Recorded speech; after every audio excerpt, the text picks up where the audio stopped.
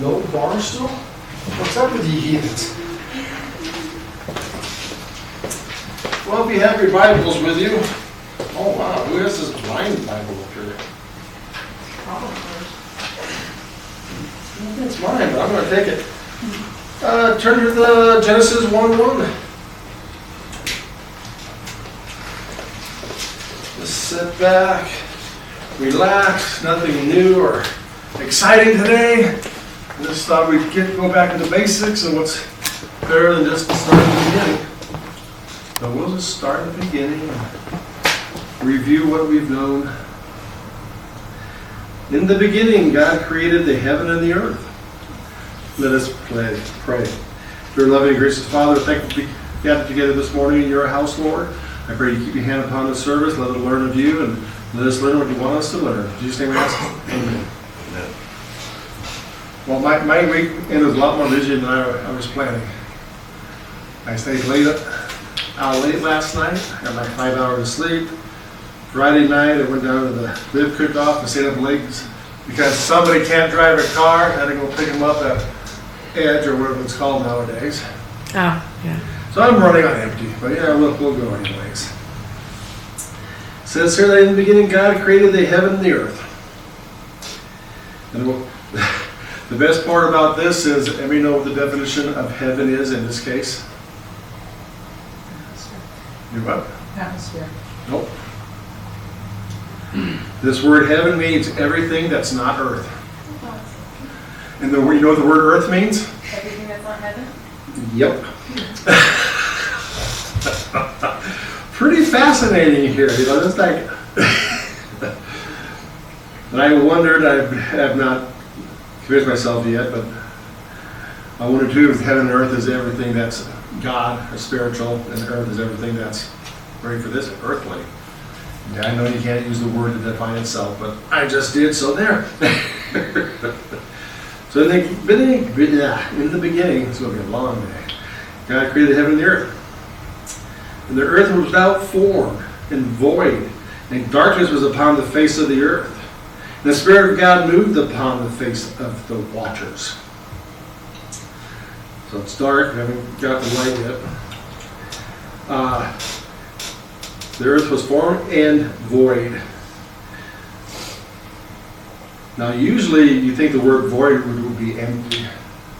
And actually this word is chaos.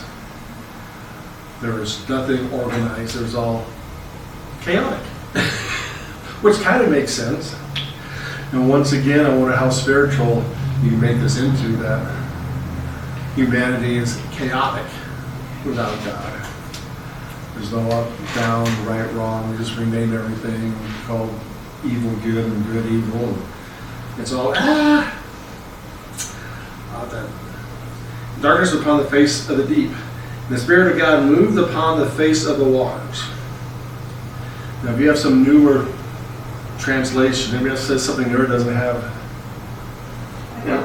Hovering. You know what the word hovering is? The word hovering is flutter. It's what a bird does. And the best that I can tell, you go all the way to the New Testament with Jesus being baptized, and a dove comes down. It's the same Hebrew word. It's hovering. And that's the only correlation I can find between Jesus and a symbol of God being a dove, is these two cases. I don't think there's any case, well, maybe in Solomon because it's so poetic, but we really know the case that it has God's Spirit being the likeness of a dove. I think those are the only two that you can really come up with, which I find interesting. It's really interesting to say something, you know, in 4,000 years, 3,000 years, 2,000 years later, however you want to figure out the time frame on this. You know, so now the word's used twice, once every 3,000 years. Like I said, we could back up. I mean, is there any proof that Moses wrote the first half of Genesis? I believe Jesus said that Moses wrote at least the end of this chapter. Well, I guess if Jesus said, I guess we'll go on that. I don't remember him saying that, but I should have been listening. Moses said, therefore man shall leave his... Oh, that's way later than, well, it's after the creation of humans. second, yeah. That's hard. These older books have interesting timelines where I think we determine that some of these books are not even in chronological order. We jump back and forth and up and down and left and right. Verse 3. And God said, let there be light, and and there was light. And God saw that the light, that it was good. And God divided the lightness from the darkness. Still strange here. I still don't know whether this is spiritual or physical. You know, we always kind of believe light's, the sun, and we haven't got that far yet.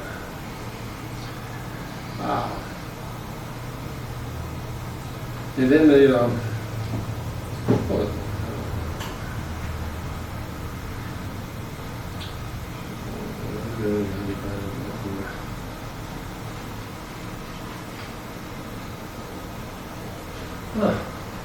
So God created light. I guess technically God didn't create darkness. Since there's the absence of light as we consider the physical world, at least. That might be another interesting spiritual question to ask. Verse 5, and God called the light day. He called the darkness, or in the darkness he called night. And the evening and the morning were the first day.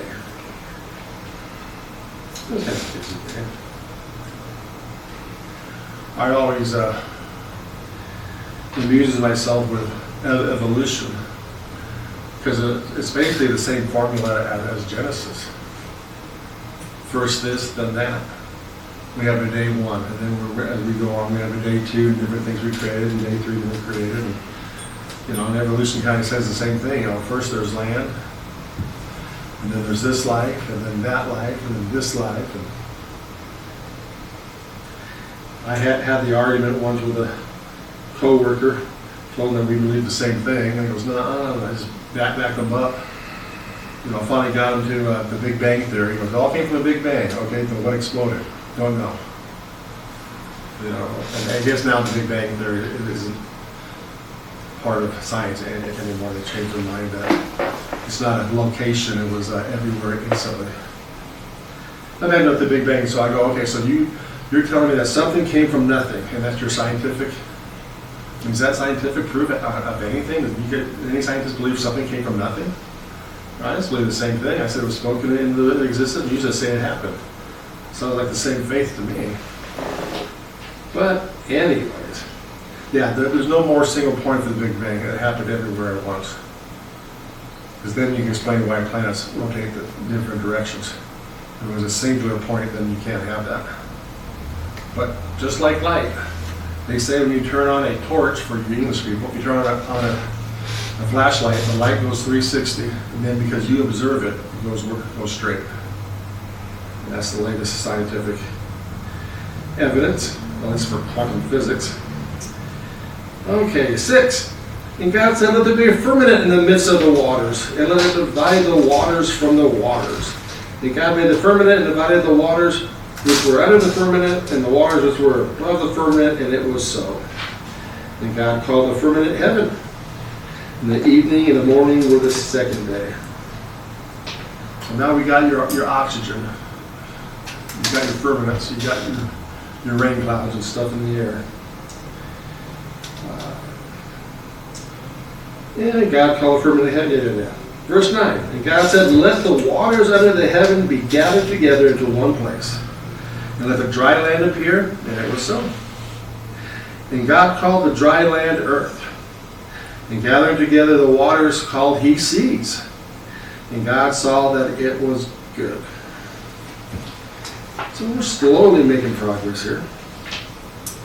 And God said, let the earth bring forth grass, and herb yielding seeds, and the fruit trees yielding fruit after his kind, whose seed is of itself upon the earth, and it was so.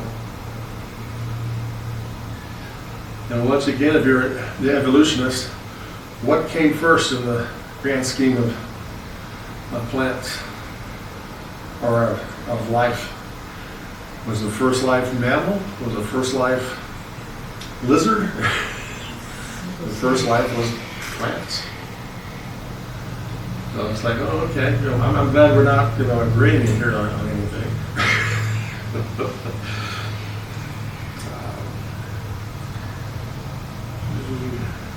And the earth brought forth grass and herb, yielding seed after its kind, and trees yielding fruit, whose seed was in itself, and after its kind. And God saw that it was good. And the evening and the morning were the third day. So we got a pattern here. We make it. God tells us what it's for, and it was good. And God said, let there be lights in the firmament of the heaven to divide the day from the night. And let them be for the signs and for seasons and for days and years. So, why did God create all that stuff in heaven? So you can tell whether it's January or August. Signs go signs. And let them be for lights. Let them be for lights in the firmament of the heaven to give light upon the earth, and it was so. And God made two great lights, the greater light to rule the day, and the lesser light to rule the night. And the best throwaway line in the Bible probably, and he made the stars also. I mean, stop and you got to think about what I don't know, what kind of troublesome or what kind of, I don't know any question what the word is. But anyway, we got light, you got God creating the sun for daylight and the lesser light. And I'm willing to argue that maybe the lesser light is not the moon. There's some theories that the giant old Jupiter was on fire at one time. Because the word for moon here, which in the Greek would be luna, is not usually the word they use here for moon, lesser light. Of course, the word they use here, lesser light, is the word lesser light. So we assume it's the moon. It's a good assumption. But it's kind of weird that I think in the earliest history, there's no mentioning of the moon until the first 1,000, 2,000 years. They finally mention the moon going around us. But either way, it really doesn't matter that far. For the throwaway line, we made the stars also. How many different religious creation stories are there about the stars? I mean, almost everybody has been, but the Greeks and Romans, the stars are all something to do with the different gods fighting and being thrown and cast out and lined up. And you know how vast the universe is, or how vast we think it is? In the time before street lights, you know how the Milky Way is, how bright it is, how many lights it is. I mean, there are still people today in 2026 believe that the stars rule your life, your horoscope, your astrology. And there's a lot of, it's a quite common belief. And there's different stories on what the lights are in heaven. And this is just, this is the only time, all this we've been reading here, this you just throw it in there. The stars were created. I mean, the sun and the moon, we got good and bad, and this is for lights, and telling you what day it is in the calendar. What else? What did I forget? Stars. I did the stars too. It's such a big flex, it seems like, in the story of creation. The biggest thing there is in the universe, apparently, besides God himself, is the universe. And it's just and I did that also. And God set them in the firmament of the heavens to give light upon the earth, and to rule over the day and over the night, and divide the light from the darkness. And God saw that it was good. And the evening and the morning was the fourth day. And God said, let the waters bring forth abundantly the moving creatures that have life, and fowl that may fly above the earth, and the open firmament of heaven. And God created great wheels, and every living creature that moveth. Sorry, I got distracted there by the word that living creature that moveth. How many living creatures don't move?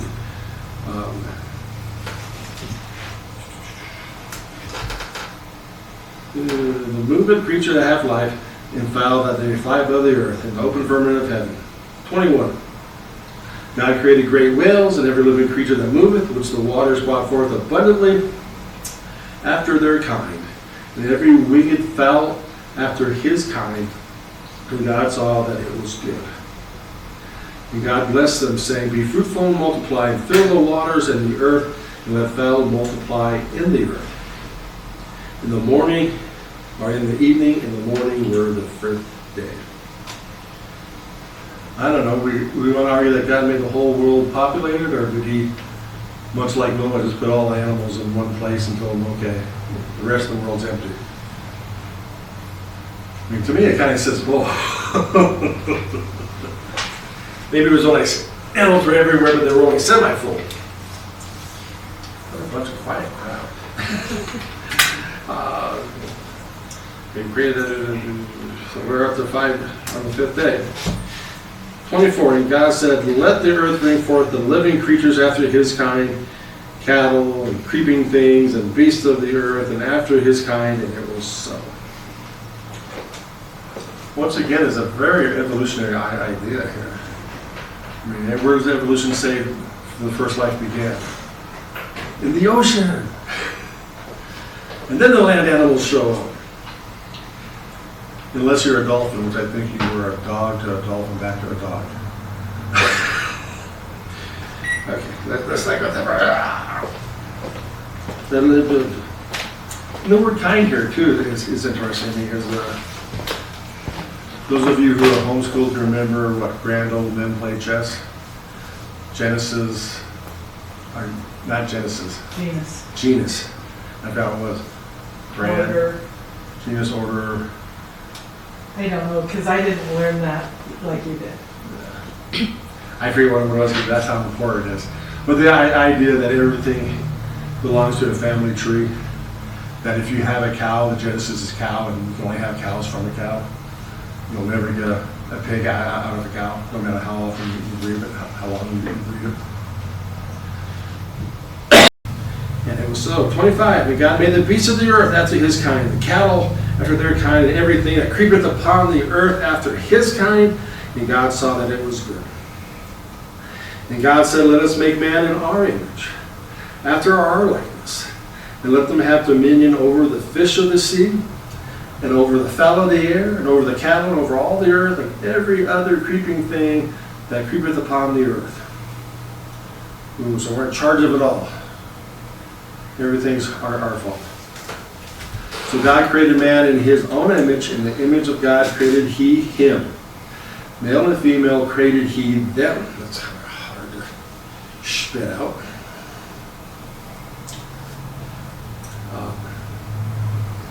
And there's so much debate over what in his image is. To what end? That's God using pronouns. Yeah. God created he. How dare he? God and female created he them. What are your pronouns, Lord and Master? I always like to go with the idea that the image we're made is that God creates and God works. But there's other arguments. I mean, I'm also fond of that everything physical. I did use the word everything. Physical is a cheap imitation of the heavenly. I mean, we eat, we drink, I'm not quite sure what sleep is. We love, we hate, whatever people can do. So, I mean, we all die and go to the great banquet in the sky, which, I don't know what good a spiritual creature has of food. But God also said, for the word, taste, eat it. So, I'm not quite sure what a spiritual sleep would be. That's the only one that sticks with me. Everything else almost makes sense. But why does humanity need sleep? I wonder if this has to do with the way of counting off days. If you're going to have days, then you're going to have a break of the day, and that'd be a pretty obvious break. But anywho, 28, and God blessed them, and God said unto them, be fruitful and multiply, and replenish the earth, and subdue it, and have dominion over the fish of the sea, and over the fowl of the air, and over every living thing that moveth upon the earth. So in the Bible, what's the first commandment? Be fruitful and multiply. First one mentioned. 29, God said, behold, I have given you every herb bearing seed upon the face of the earth, and every tree in which the fruit of a tree yielding seed to you shall be for meat. Yeah, see, so paradise wasn't exactly perfect because you all were vegetarians. But, I guess we'll have to deal with that. 30, and to every beast of the earth, and to every fowl of the air, and to everything that creepeth upon the earth, wherein there is life, I have given every green herb for meat, and it was so. And God saw everything that he made, and behold, it was very good. And the evening and the morning were the 6th day. Not bad. Wrap everything up in one chapter, 31 verses.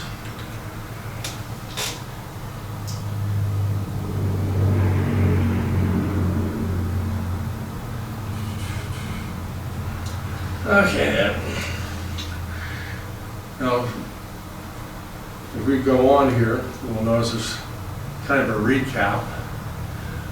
But you notice that in chapter 1 here, Adam and Eve are not mentioned by name or specifically there. You got God making all of humanity and making man. And that's where some of our brothers come up with the idea of a creation before creation. It's the fact that Adam and Eve is not mentioned until the next chapter and mentioned by name. And it seems to the point you would have to go along with the idea that, not knowing how long a day is, you'd have to have Adam created on a day and named all the animals to find out that he needs Eve.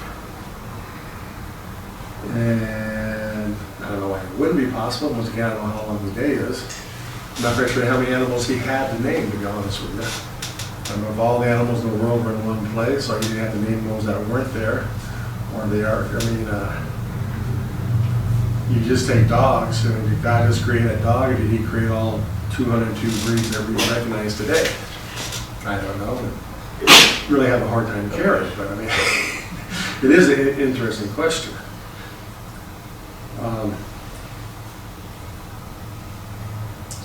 Yeah, I said about by creation before the creation, but that is where they get it from. What else we want there? I think the only other really interesting thing is before the fall you have Adam, you have man and woman, and then after the fall, Eve has a name of what her function is. She went from woman to mother of humanity, which I find interesting. So a lot of things change in the fall, which would have to be the next lesson. It's just something to think about. Anybody still have a pulse?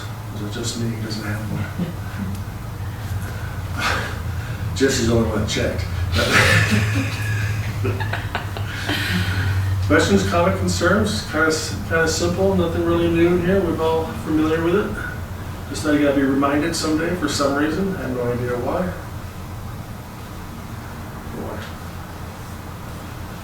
Preach something wrong to see if anybody will object and throw something.